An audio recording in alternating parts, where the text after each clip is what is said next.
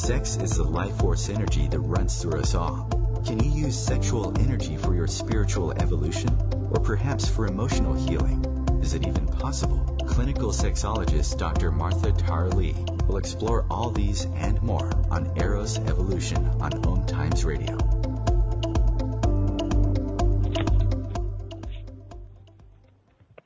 Hello, and welcome to Eros Evolution. This is where sexuality and spirituality meets.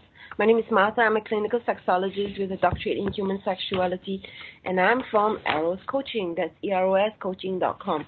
So I'm a clinical sexologist with a doctorate in human sexuality, and this radio show always explores the link between sex and spirit.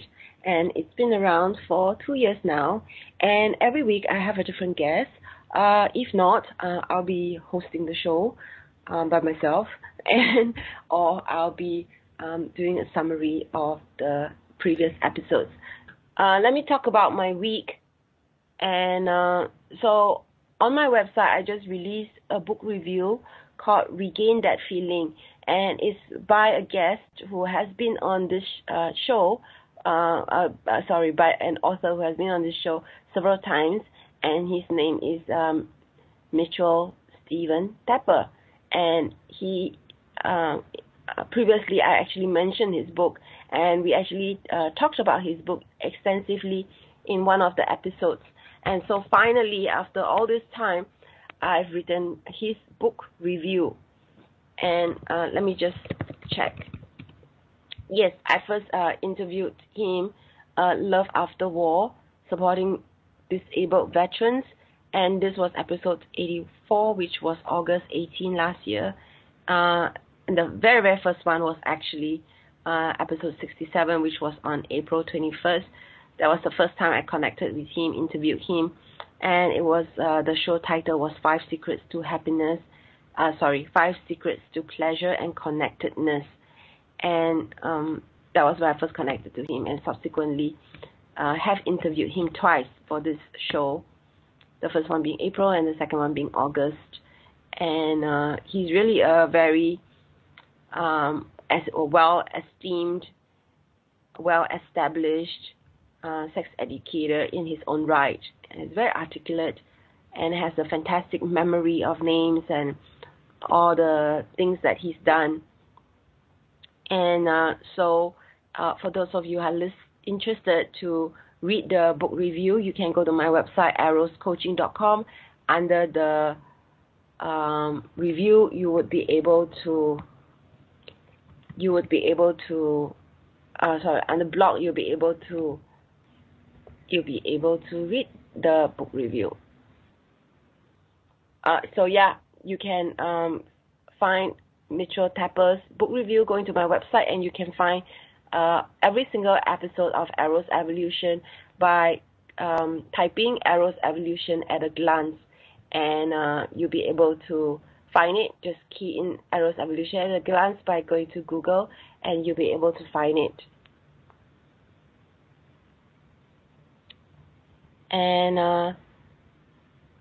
I have several book reviews that I released, including 2 of them which I have actually interviewed on this radio show. One is Ask Building Consent Culture with Kitty Stryker. So remember, she was on a previous episode, and so you can check it out. Okay, so now we have a break, and we'll get back after this break.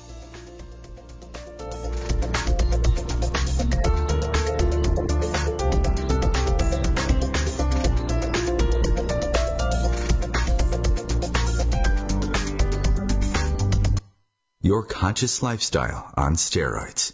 Om Times Radio. IOM FM. Host your show on IOM FM, the radio network of Om Times Media, one of the more recognized brand names in the conscious community, and is backed by the extensive marketing reach of Om Times. Hosting a show on IOM FM immediately connects you with our extensive dedicated community. Hi, I'm Kelly Fox, host and astrologer of The Astrology Show.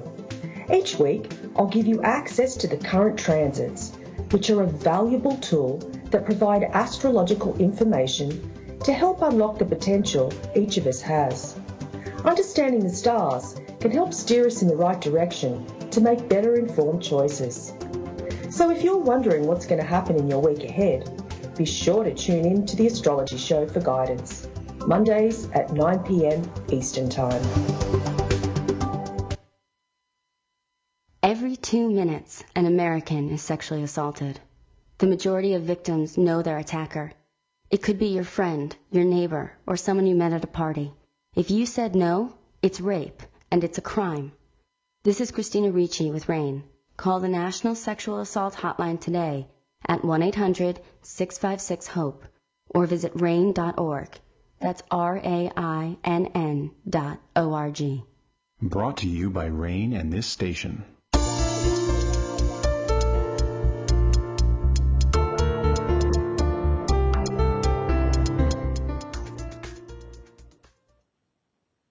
And welcome back to Eros Evolution. This is where we always explore the link between sex and spirit. So we have a guest who is supposed to come on today's show. Unfortunately, we have been unable to patch her in despite trying this repeatedly. And so far on today's show, I have talked about the book reviews that I'm releasing on my website. That's Eros Coaching under blog. I have released Regain That Feeling with Mitchell Tapper, and he's appeared on this radio show twice. I also released on July 15 the book review for the book Ask, Building Consent Culture with Kitty Stryker, and also the book Thriving in Sex Work, Heartfelt Advice for Staying Sane in the Sex Industry by Lola Davina. And all three book reviews can be found on my website, and you can listen to the episode of each of these books at Eros Evolution at a glance. And so this is pretty much some of the things that you can check out based on previous episodes if you've enjoyed them. Okay, so because we've had a guest drop out, so one of the things that came up for me that I thought that I could talk about in today's show is about relationships between men and women, primarily people who are heterosexual couples, because that's my experience in this personal story that I want to share. And of course, the dynamics of a heterosexual couples often do play out in other kinds of relationships, including same-sex relationships.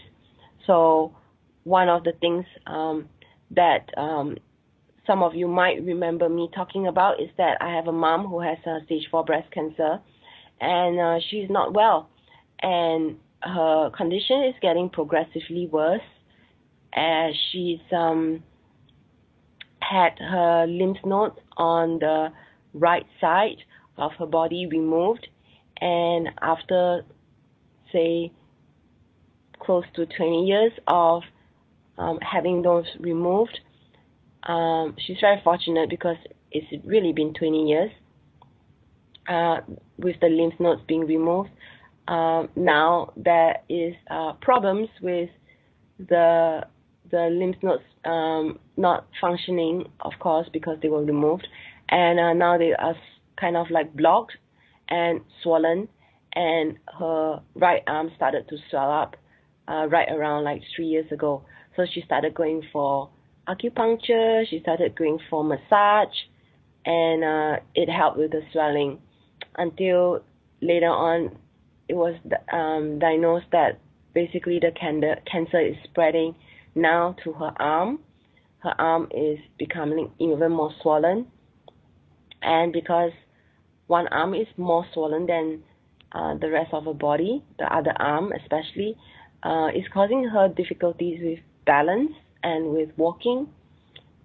So there are stability issues, and she's fallen down a few times, and so she's not well. That's what I'm trying to say.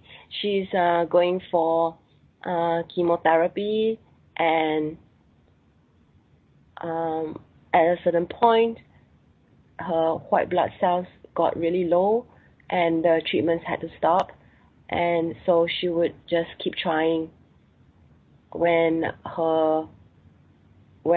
she has had a period of rest, she would just try. So she would try maybe like the next week, or she would try like after 2 weeks. So she would keep trying.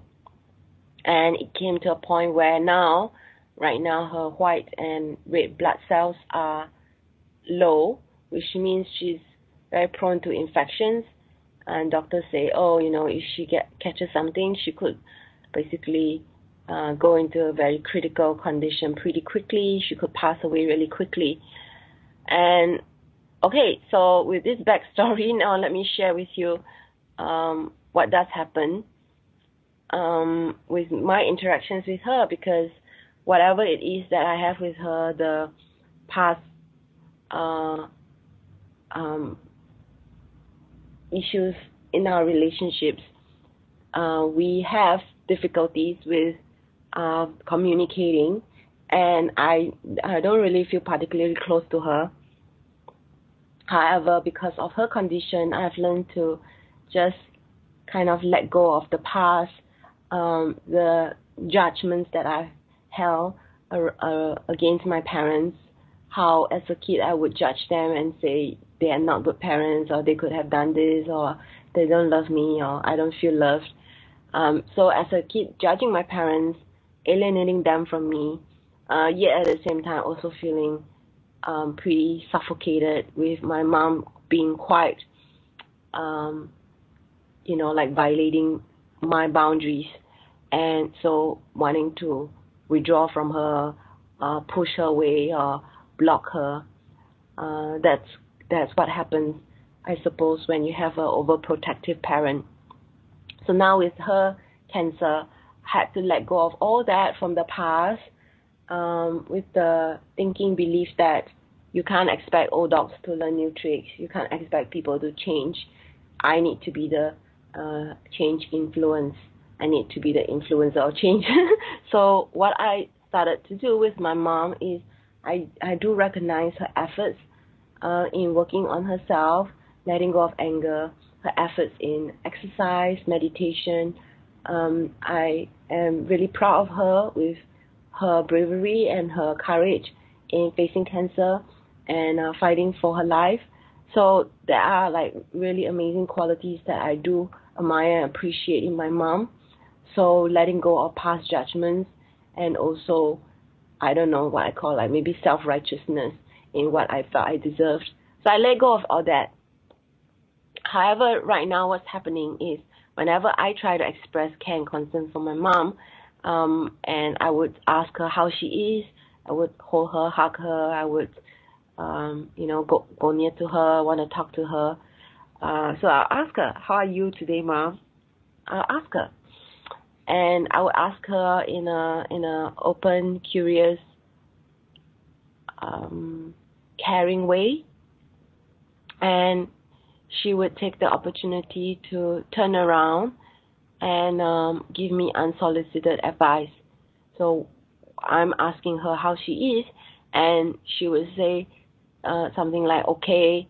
And if I'm close enough to her, she might say something like, oh, you better cut your hair, it's too long.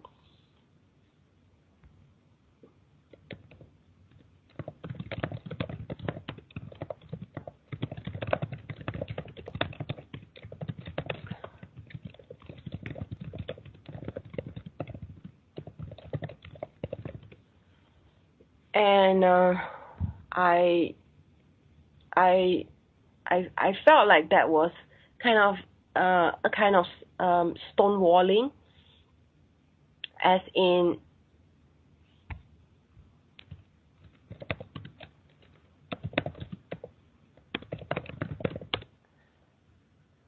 because I'm trying to express love, and then I feel like there was something that short circuits the love that I'm trying to extend to her. And so in my reflection of what is going on, it feels like she's not able to receive love. And for someone who's overgiving and overprotective and basically smothering all my life, she's so used to giving and giving and being of service and feeling useful that she's not able to really be the recipient of somebody who wants to express love without pushing others away. So I've known for a long time now, because she's my mom. I know she doesn't know how to receive. And in my own personal reflection, I feel that when people have difficulties with receiving, this is possibly what they might do. They might do what is irrelevant, or they might say what's irrelevant, like, oh yeah, look at the sky. Or they might say things that are really inappropriate for that moment. Like, I'm trying to have a conversation around you and your health. I'm asking how you are. You turn it around me and ask me, how come I'm eating too much? Or how come I'm not eating? Or how come I look tired? Or how come this, how come that? And this short circuits the communication. And then she turns around and complains about the lack of love in her life, without realizing her behavior is actually pushing people away. So I'll talk more about this after this break.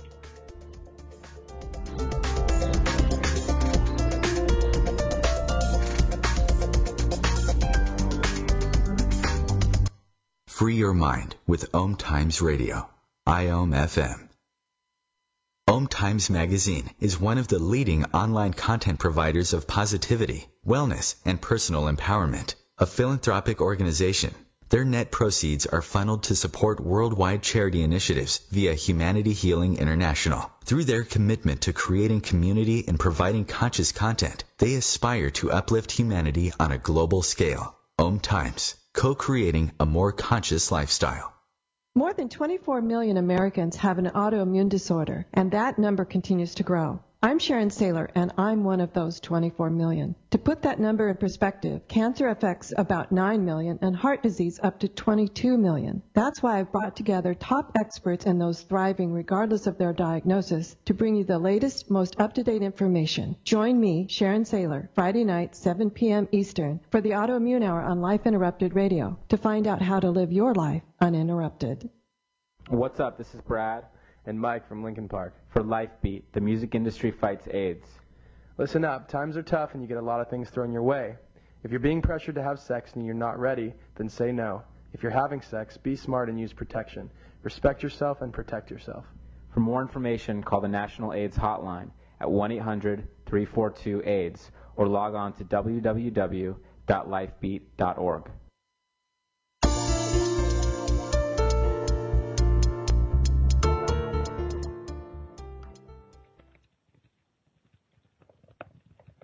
Okay, so we're back, and I'm still pretty upset about how I couldn't get my guest on today and the big drama that is happening behind the scenes.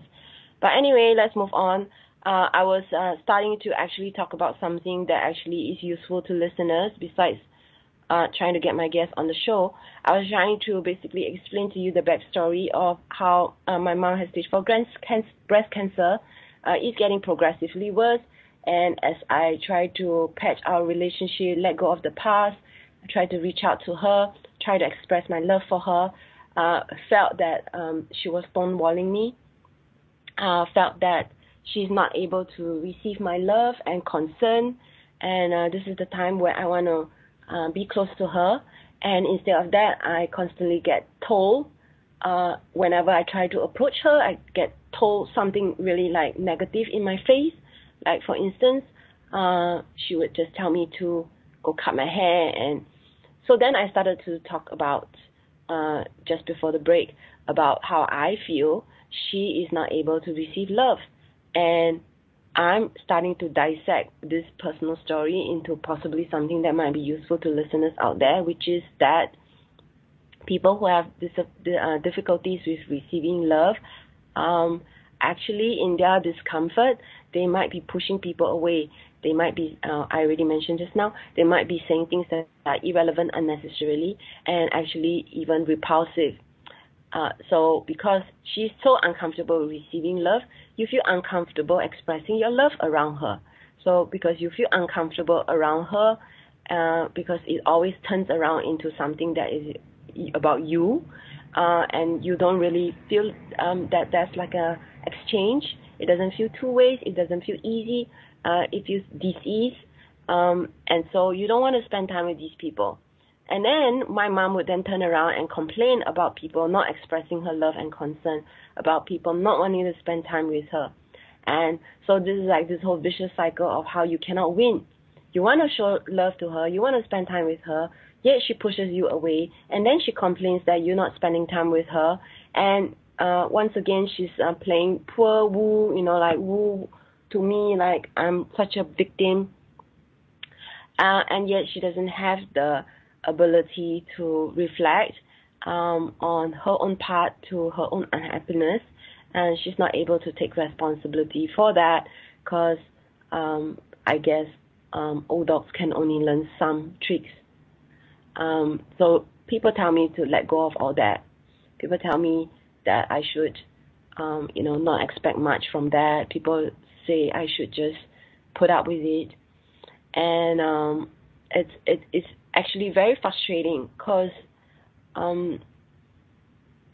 you really have no idea how to make this situation better, because it takes two to clap.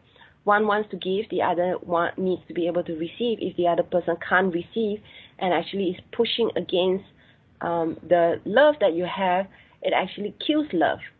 And this is something that I see in my clients.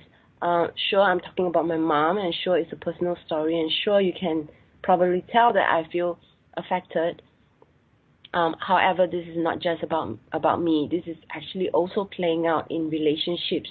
And I have lots and lots of clients who are in such relationships where one is the giver and sees nothing wrong with giving, and actually in trying to play giver actually short circuits love, actually kills love, and actually ends up in a situation where maybe they don't express it, but they are just like my mom.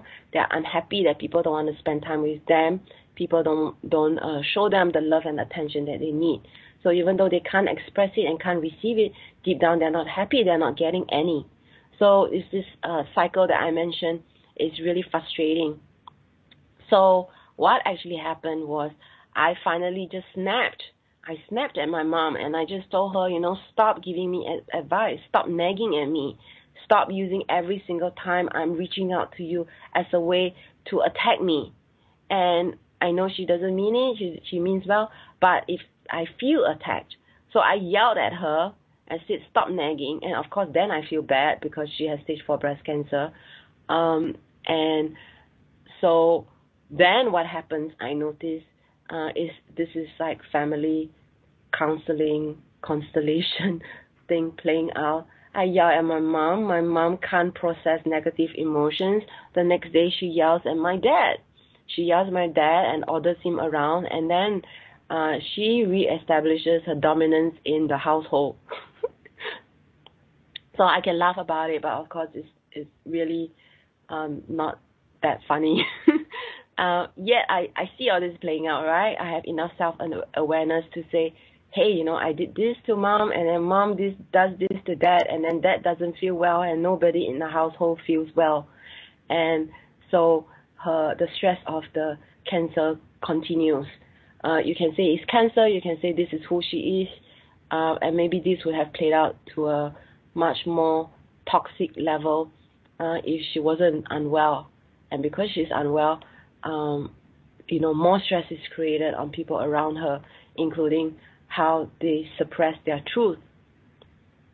So this goes on, and I feel my mom seems to have this purpose of testing people and their limits. So I can judge my mom, I can criticize my mom and all this stuff, but the higher self in me also sees the teacher in her, the mirror in her, because whatever it is that I say about other people, I probably need to re-examine my own patterns, my own shadow side of how I probably do this to other people without knowing it. Because as her daughter, growing up in her household, being used to her behavior, I might have picked up some of her behaviors that I can't stand. And am I also doing this to my friends who are trying to express love and concern to me?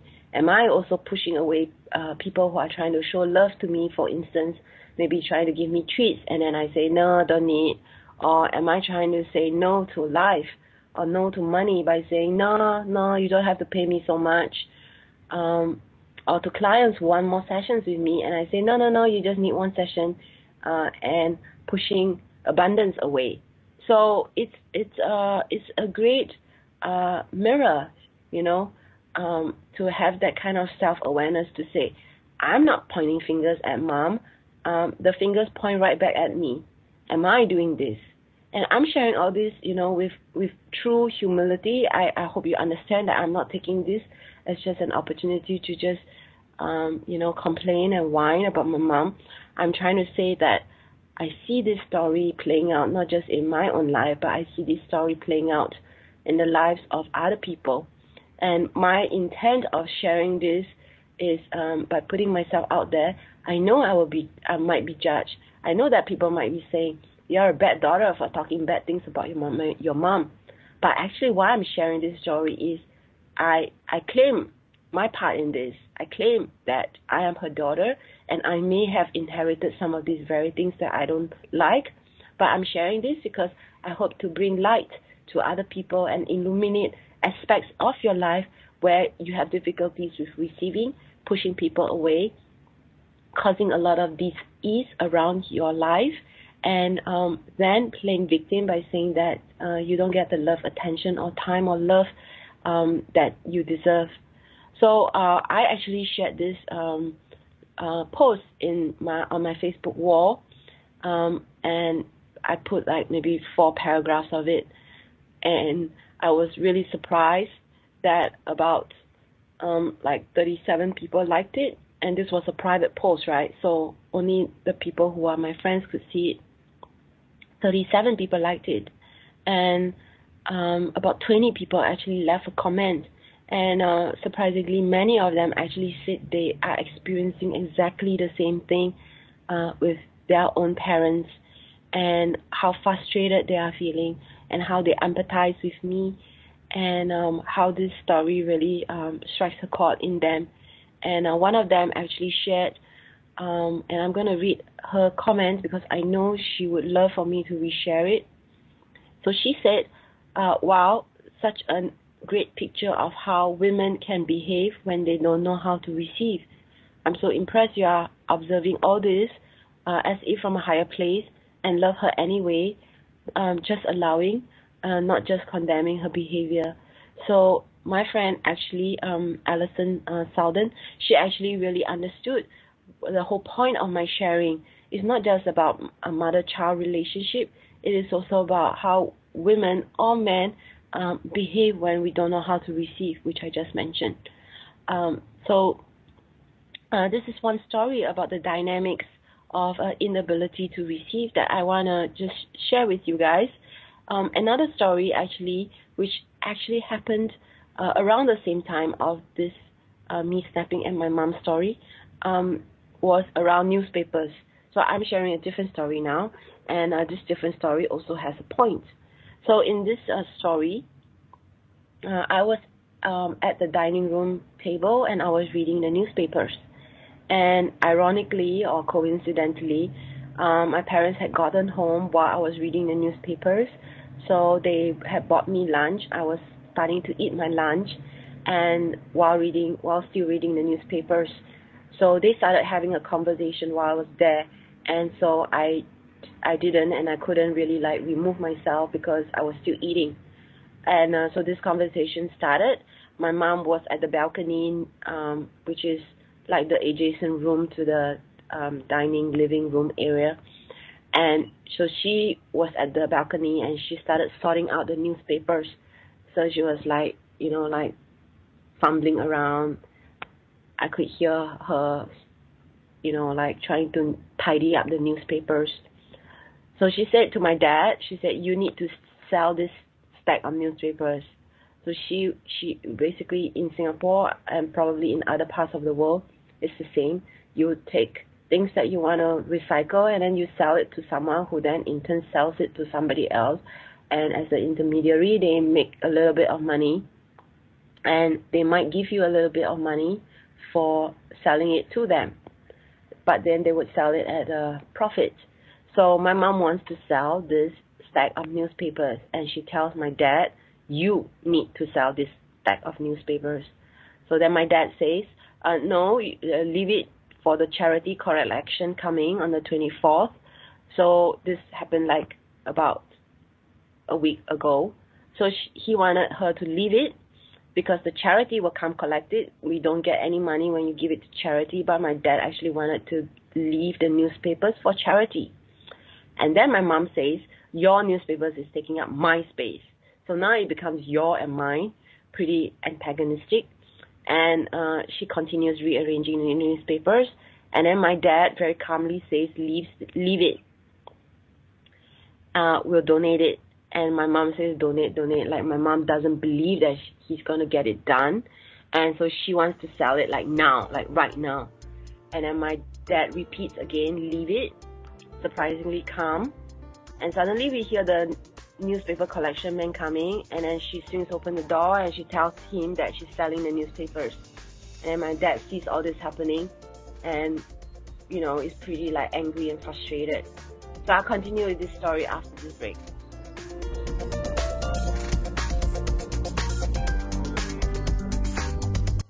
Bringing you the best of the conscious minds in the world. Om Times Radio, your conscious lifestyle on steroids. The number one reason girls drop out of school in sub-Saharan Africa is lack of access to feminine hygiene products. The Pads for Schoolgirls Project, an outreach of Humanity Healing International, is changing this paradigm by setting up sewing programs at schools, teaching girls a vocational skill, while producing the reusable pads that help keep them attending classes. The girls pay it forward by making and giving pad kits to other girls in need. To learn more, visit humanityhealing.org. Humanity Healing is where your heart is.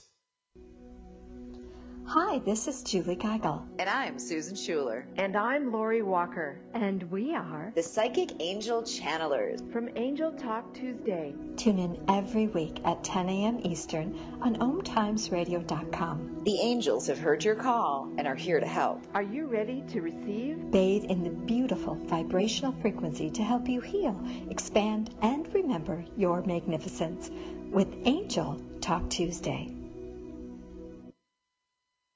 It's on us to stop sexual assault.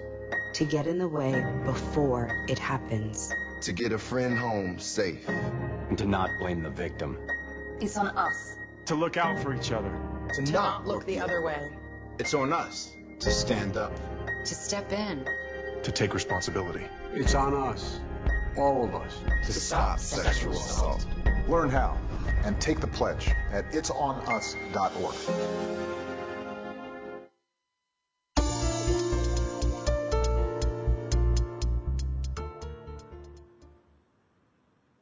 And hello, this is Martha, and this is the last 15 minutes of today's show. I know there was some hookup, sorry, I was saying hookup. There was some screw up, and I am sharing with you my personal experience, and I have a point in what I'm sharing. And what I'm sharing is the dynamics of men, women, mother-daughter, inability to receive. And I started to talk about the newspaper story just before the break. And, okay, so just going to summarize what I just said before the break, which is essentially mom wants to sell newspapers. Dad says, don't sell it. We'll donate it to charity. Mom insists. Dad says no. Mom insists again. Newspaper collection guy comes. And mom swims open the door and then tells the guy, hey, I'm selling the newspapers. And then my dad is, of course, feeling really frustrated. He just said 3 times, leave the newspapers, let's donate it to charity. She insists she wants the newspapers sold, and she wants the newspapers sold now. So essentially in taking charge of the situation, in swinging open the door and telling the newspaper guy, I'm selling the newspapers. Essentially what she's doing is she's taking over. She's, veto him. She's totally disregarding what he has just said 3 times, and he's dismissing him. Okay, so here I am observing this interaction without a word, and I sense, right, I'm an empath, I sense how at first my dad is shocked, like, didn't he just say this 3 times? At first he's shocked, then he's angry, then he gets resigned, like he's like, what can he do? Like, he doesn't want to hurt my mom, doesn't want to yell and scream because she's unwell, as I mentioned. And then he goes quiet, he's silent, right? So I know I'm sharing my story about my parents, okay, but I'm sharing this story because I want you to know that actually I see this playing out with my clients, and I'm inviting you to reflect on your own life, whether you've done this, whether you've vetoed people in your life who've basically stated their preference or their request or whatever it is, and you've basically gone ahead and just done it your own way anyway, disregarding them. And what happens when you do something like that is you dismiss the person, right? The person feels dismissed. The person feels disrespected. The person feels overruled. And it's not necessarily your partner. It could be your parents. It could be your friends. These people feel, disrespected. And what happens with that is, I feel, it kills love, goodwill, and happiness in that relationship. So then I start to reflect, the shadow side, which is, these are my parents. Am I like my parents? I grew up in this environment. Did I do this in previous relationships? I started to reflect on that. And so I invite you to take my story and reflect on your own patterns and see if you have a pattern of doing that in your relationships to your loved ones. And I also started to wonder whether this is a scenario that might also be playing out in the marriages and relationships of my clients. And in these situations, you get what you want, right? You assert yourself, you get what you want. You think you're winning, but I actually think you're losing. It's kind of like what I describe. You win the battle, but you lose the war. And, like the war is made out of several small battles. And maybe you win one, but actually in the end you lose because the resentment and the frustration just builds up over time. And it can result, as I see, misunderstandings, miscommunication, shutdown, what I describe, the killing of love. And it's not just one negative experience that kills love. It's many, many, many over time that starts to accumulate. And sometimes there is also like a misinterpretation of what the other person is doing. And I'm sure in doing this whole like newspaper thing, my mom probably doesn't have the insight or the self-awareness to realize like what she has done to my dad and how my dad feels. She probably hasn't taken the time to reflect on that. What also ends up happening is, in a series of wanting to win, she might feel really good about herself and really powerful and maybe feel really useful.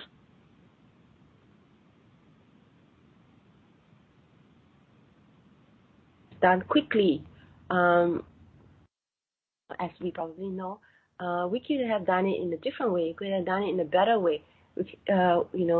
In her rushing through the process and not thinking through. First of all, she hurt my dad. And in another situation, she could have really thought about what she could have done to maybe not use that opportunity of the newspapers incident to actually strengthen their love. Not just kill love, but strengthen their love. So she wants to get rid of the newspapers now, but my dad wants to donate it to charity. She could have said, yeah, you have a good heart. I really appreciate your heart.